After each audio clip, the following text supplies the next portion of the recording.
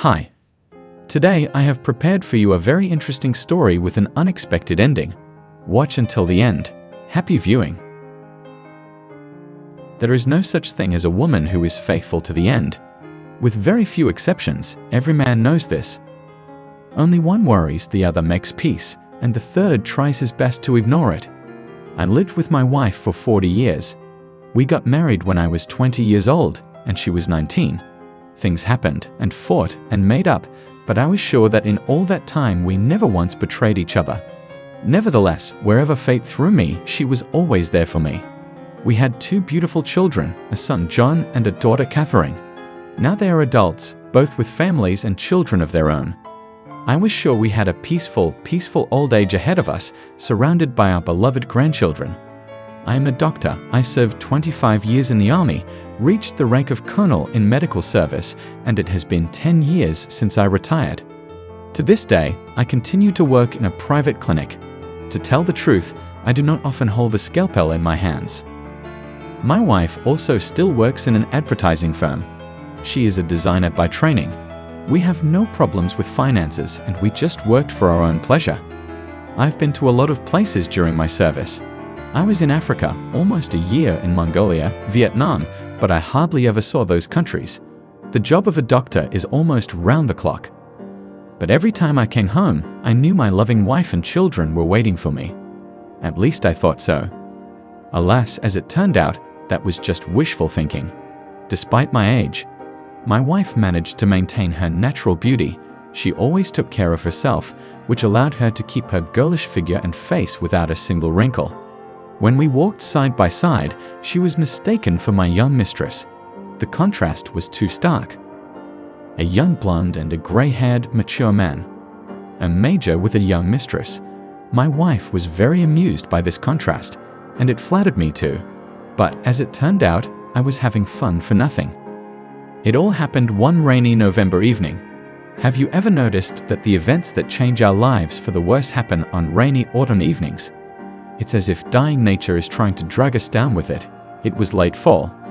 I was sitting at the kitchen table going through my papers looking for my medical records. I was due for a checkup at the health center on Monday, and I needed to find my immunization records. My wife wasn't home. She had gone into town in the afternoon to buy groceries and cook Sunday dinner for us. I went through my old papers for a long time and suddenly found something that really shocked me. It was an excerpt from my wife's book. It dated from the period when I was on a long business trip and hadn't been home for a year. Just 4 years after the birth of my daughter's discharge, it was about my wife's pregnancy and premature birth. Tests and ultrasound results. It turns out that she had a premature 6-month-old baby at this time. After 3 days, he died. Next came the tests on her and the baby. Blood type, rhesus factor, and so on. So the baby was O negative and blood type 3.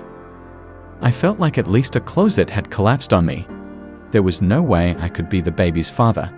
Nastya and I are blood type O and I positive. So our baby together couldn't have those blood types. Only type A and rhesus positive. And finally, the baby couldn't have originally been mine because I just wasn't in the country at the time. I stared blankly at the discharge form for a long time and had no way to piece together the thoughts that had escaped. My wife was unfaithful to me. While I was away from home, she managed to get pregnant and almost had a baby. But by whom? Until half an hour ago, I had been sure that I had a solid family, a loving wife, and an impeccable future. Now there was only ruin behind me. Finally, I managed to pull myself together. I carefully put the certificates back where they belonged, and I hid the statement I had found. The most important thing is to calm down. The fact that Nastya was cheating is a documented fact. Frankly, I had a desire to have a showdown immediately after the return of his wife, but I wanted to sort everything out first. The kids were all clear here. Both John and Catherine were blood type O yes, and so it was obvious that they were mine. They both looked like me young. I had no doubts. I was their father. But the thought didn't make me feel any better. I couldn't understand why she did this to me. We had married for love, and I had been courting her for almost a year. Other women did not exist for me, although I had an attractive appearance and was not deprived of the attention of the opposite sex. But for me all my life, There was only one woman. During our life together, I tried to surround my wife with care and attention. Sometimes it seemed to me that I had no other single life. My wife was everything to me and more. I went out to the balcony for a breath of fresh air. When I looked down, in the light of a dimly lit street lamp, I saw a car pull up outside our doorway. After a while, my wife jumped out of the car and a man followed her. He opened the back door and took out some packages. My wife gave him a quick peck on the cheek, took the bags and went into the driveway. The man flopped down in the driver's seat and the car slowly drove out of the yard. The farther away, the merrier. The front door lock clicked. My wife's voice sounded unexpectedly loud, and I realized that I couldn't stand it and started to figure things out right away. She kissed me on the cheek, and I heard the fresh smell of alcohol. I tried my best to speak calmly. She looked at me with some kind of unfamiliar look. To occupy myself and calm myself, I got up and got a bottle of whiskey out of the cabinet. My wife looked at me frightened. It took a great effort to keep my composure and not turn to shouting. I poured myself a whiskey and said, "Sit down, I have some questions for you." I pulled the ill-fated transcript from under the table. "Explain what it is." I placed the document in front of my wife. She carefully turned a few pages and quickly jerked her hand away. She looked up at me with eyes that began to fill with tears. She was silent for a while, and then suddenly she said in a surprisingly calm voice, "It had to happen sometime, and maybe it's a good thing it happened now." In an even calm voice, she told me that in my absence, as she emphasized, a very long absence, she had met a young man whom she had fallen in love with. He was 11 years younger. She couldn't help herself. At first, she ran to him for a date, and then she took the kids to her mother's house, and he moved into our apartment with her. They started living like husband and wife, and from the ethereal love sessions, she got pregnant and he proposed to her. To her, a married woman, the mother of my 2 children. She even secretly hoped that I wouldn't come back at all, and then everything would work itself out. They would get married and be together, but it didn't work out. The baby was born premature and died 3 days later. She burst into tears at this point. My understanding was that she did not care about the remaining children. After the baby died, the relationship between them cooled, and she said they became estranged from each other. Then a young woman appeared on the horizon, and her lover finally left her in pursuit of new adventures.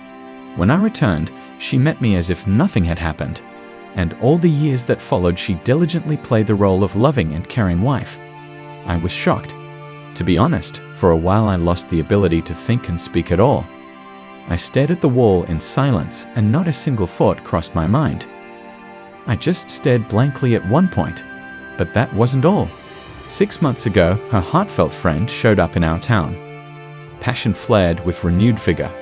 Turns out she had loved him all these years, and my wife fell into his arms.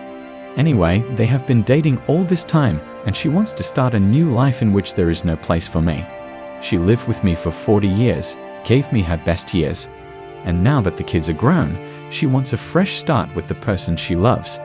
Saying all this, she knew full well that with every word she said, she was just killing me.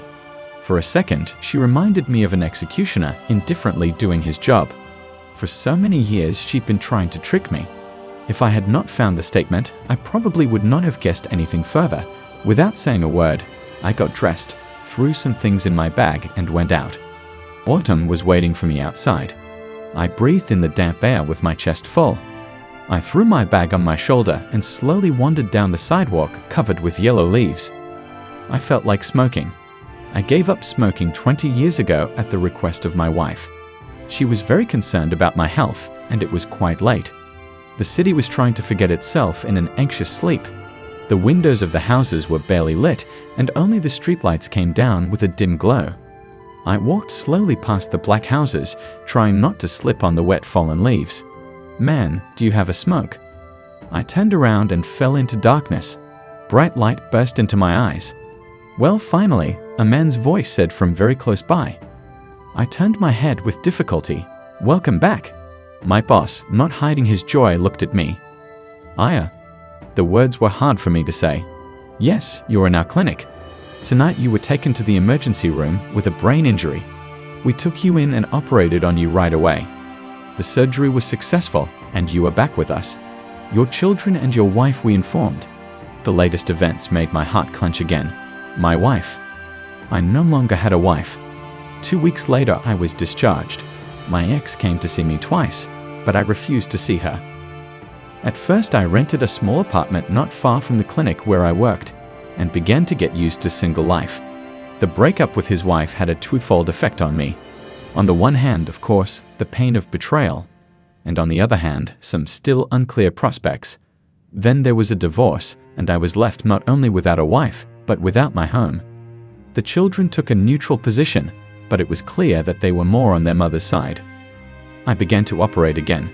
In my work, I tried to numb the pain of my soul, and I succeeded. About 2 months later, an old friend called me and asked to meet. Remember, a few years ago, I borrowed a large sum from you. He started the conversation. I remembered it. 3 years ago, a comrade had borrowed a rather large sum of money from me. He was having serious problems with his business and asking for help. I had just sold my mother's apartment at the time, and I had the money. When I gave it to my friend, I did not specify a deadline for repayment, realizing that the friend simply could not pay the money back immediately. Thanks for helping me out back then. I invested your money in the business, and as of today, it's paying good dividends. He held out a bank card to me. This is my debt with interest. It's 5 times the amount you lent me back then. Yes, that was very helpful. I bought myself a small cottage not far from the city and a car. I had no time to do the housework, so I hired a helper. She was almost 15 years younger than me. She was quite a young woman who had already been married. She had lived with her ex-husband for almost 20 years. They had no children due to her infertility, and her husband eventually left her for someone else. A neighbor told me all this. The employee herself did not talk about it much. I had no plans with her. She was nothing more than an assistant. Almost half a year passed like that. One day I was chopping wood and I felt sick. I had a terrible headache and I fainted and woke up in the hospital. She was sitting next to my bed. She was the one who called the ambulance when the doctors arrived. She sat holding my head in her lap. I was fine. Cranial brain injuries just don't go away that easily. After that incident, I began to look at her with different eyes, and only now I realize what a beautiful woman she was. Somehow, our relationship naturally evolved into intimacy. At one point, I asked her to marry me. We got married in the fall. I knew we couldn't have children, so I felt free to make love to her. About 3 months after the wedding, she started feeling bad, vomiting, headaches. I immediately took her to my clinic. Imagine my surprise when I found out that she had been pregnant for almost 2 months. That's when I realized one truth: if fate closes one door in front of us, it immediately opens another. Anyway, life was getting better. And then one day, just before New Year's, my ex-wife called me. "We need to meet," she said in a pitifully pleading voice. I made a reservation at a restaurant. She sat across from me, her whole expression of humility and remorse. "Forgive me, there hasn't been a day that I haven't thought of you." Her eyes began to fill with tears.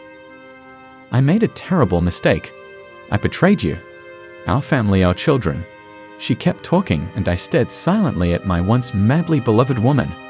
The woman I would not hesitate to give my life for. The woman who, without hesitation, had twice cynically betrayed me. The woman who lied to me for 20 years. The woman who cut me out of her life and left me for another man. And now she has suddenly come to her senses and is trying to get back with me. My ex kept saying that her time without me had made her realize how much she loved me, that she understood only now that I was the only real man in her life. I looked at her brightly painted lipstick and the mouth that awaited my ears with such sweet words, and imagined her kissing and caressing her lover with it. Did she really think I would believe her words, that she was confused, that she didn't know what she wanted? That this woman who cheated on me, had a child with her lover, left me and spent her free time with another man and never thought of me. She came back because, it turns out, she only loved me. In her own time, she found an excuse for her meanness and did not hesitate to leave me.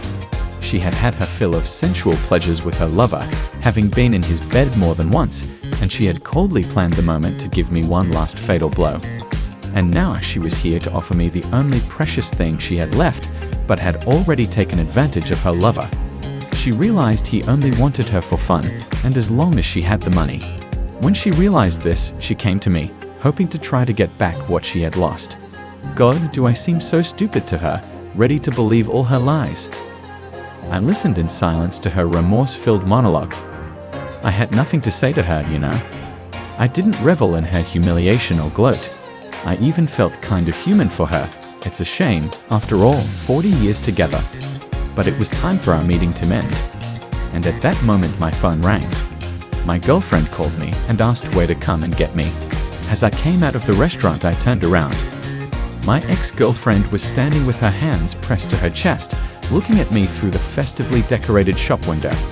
Around me, people were bustling and hurrying somewhere. Life went on. I got in my car and turned the ignition key. The engine was sticking out smoothly and serenely. I turned left and a few seconds later joined the stream of cars which were always rushing around. So that's the story. Subscribe to the channel and click on the bell so you don't miss new stories.